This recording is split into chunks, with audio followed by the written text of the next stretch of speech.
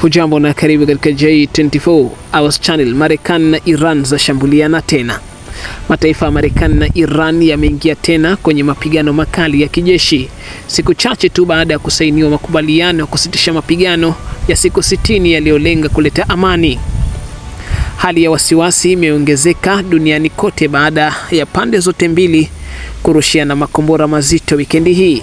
Hali ya utulivu ya muda mfupi iliyopatikana tangu tarehe 18 Juni baada ya kusainiwa kwa makubaliano ya kusitisha mapigano huko Uswizi imetoweka. Mapigano mapya yalianza baada ya Marekani kuishutumu Iran kwa kushambulia meli ya kibiashara katika mlango bahari wa Hormuz. Iran ilijitetea kwa kudai kuwa meli hiyo ilikiuka sheria za usafirishaji wa majini, shutuma ambazo Marekani ilizitaja kama uchokozi wa wazi. Kamandi kuu ya jeshi la Marekani CENTCOM iliamuru mashambulizi ya anga dhidi ya Iran. Ndege za kivita za Marekani zimeshambulia takriban kambi 10 za kijeshi nchini Iran.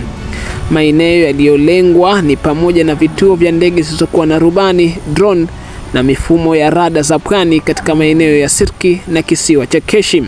Hata hivyo, Iran haikukaa kimya. Jeshi la Walinzi wa Mapinduzi ya Kiislamu IRGC lilijibu mapigano hayo kwa kurusha makombora ya masafa marefu na drone zilizolenga kambi za Marekani zilizopo nchini Kuwait na Bahrain. Milipuko mikubwa imeripotiwa katika mataifa hayo mawili ya Ghuba, huku mifumo ya ulinzi wa anga ya Marekani ikifanya kazi usiku kucha kuzuia makombora hayo. Mvutano huo wa kijeshi sasa umehama na kuwa wa kisiasa.